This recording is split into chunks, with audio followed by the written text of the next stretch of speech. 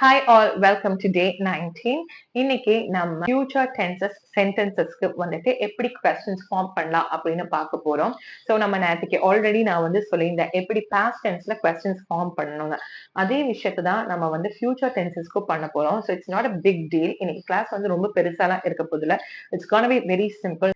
So நம்ம example எடுத்துக்கலாம். I will be a teacher. Now, இதோட present form என்ன? I am a teacher. I am a teacher அப்படின்னா நீங்க என்கிட்ட என்ன கேள்வி கேட்பீங்க? What are you? So, I will be a teacherக்கு what are you?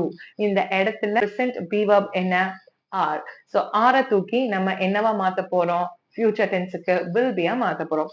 So, அப்போ what are you அப்படிங்கிறது what will you be?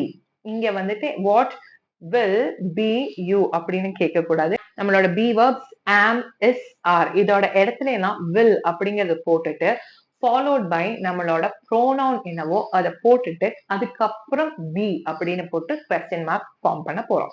இப்போ நீங்க you are a student அப்படின்னு நான் உங்ககிட்ட சொல்றேன் அப்படின்னா நீங்க என்கிட்ட என்ன கேள்வி கேட்டிருப்பீங்க? What am I? கரெக்டா? So you will be a student அப்படின்னு நான் சொன்னேன்னா what am Iக்கு பதிலா what will I be? So இப்போ நீங்க பிரைமா இருக்கிற ஒரு 2 சென்டென்ஸ் பார்த்தாச்சு. இதே மாதிரி தான் பாக்கி இருக்கிற ப்ரோனவுன்ஸ்க்கும் நீங்க பண்ணணும். இதே மாதிரி தான் verbs வச்சு பண்ண போறோம். What are you doing? I am singing. இதுக்கு பதிலா தான் I will be singing. இப்போ நம்ம என்ன பண்ண போறோம்? R remove பண்ணிட்டு அந்த இடத்துல will போட போறோம். What will you அதுக்கப்புறம் be போட்டுட்டு doing மறக்காம போடணும். Okay? What will you be doing? I will be singing. இதே தான் பாக்கி இருக்கிற ப்ரோனவுன்ஸ்க்கு ஃபாலோ பண்ணணும். You will be listening அப்படின்னா நீங்க கேட்கும்போது will I அப்படின்னு மாறும். So what will I be doing? You will be listening. Okay? This will be a ball. This will be a ball அப்படின்னா நான் என்ன கேள்வி கேட்கணும்? What will this be? This will be a ball. What will that be? That will be a laptop. Okay, இதே மாதிரி தான் those and these. What will these be? What will those be? அடுத்தது நம்ம prepositions பார்க்க போறோம். So prepositions நம்ம என்ன பண்ணியிருந்தோம்? The ball was in the box அப்படின்னு சொன்னதுக்கு where was the ball அப்படின்னு சொல்லியிருந்தோம். In case இப்போ the ball will be in the box அப்படின்னு சொன்னா அப்ப நீங்க என்னவா மாத்துவீங்க? was மாத்திட்டு where will the ball be? அவ்வளவுதான். So where will நம்ம ப்ரோனவுன்ஸுக்கு பதிலா subject the ball அப்படிங்கறத எடுத்துட்டு the ball be அப்படின்ட்டு எழுதணும். So technically நம்ம ப்ரோனவுன்ஸையும் verbsையும் நான் மாத்துவேன் அப்படின்னு சொல்லும்போது what I mean is subjectையும் verbையும் மாத்துவேன் அப்படிங்கிறது தான் questionsல.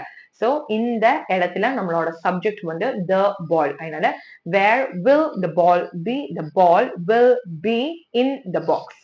Descriptions. The ball will be red in color. அப்ப நான் என்ன கேட்பேன்? What color will the ball be? இதே மாதிரி தான் கலருக்கு பதிலா நீங்க சைஸ் இல்லாட்டி ஷேப்னு மாத்துனீங்கன்னா ஷேப்புக்கும் சைஸுக்குமான questions வந்துரும். So what size will the ball be? What shape will the ball be? இப்ப like and haveக்கு பார்த்தலாம். I will like tea அப்படின்னு நான் சொல்றேன்னா நம்ம என்ன கேட்போம்? What will you like? Okay, so இங்க be போட மாட்டோம், வெறும் will தான். உங்களுக்கு தெரியும்ல I will be like tea ன்னு நம்ம சொல்லலாம். I will like tea. அதனால what will you like? That's it. Okay, will and you அப்படியே மாத்தி போடுறோம். That's the same with have. I will have a car. What will you have? I will have a car. Any I will not like tea. அப்ப நீங்க என்ன question form பண்ணுவீங்க? What will you not like? இனி இதே மாதிரி haveக்கு I will not have a car. What will you not have? Okay? So that's it. நம்ம எல்லா questions-ஐயும் future tense-ல try பண்ணுங்க. மறக்காதீங்க. You're doing great. நாளைக்கு நம்ம next topic-ஓட பார்ப்போம். Bye.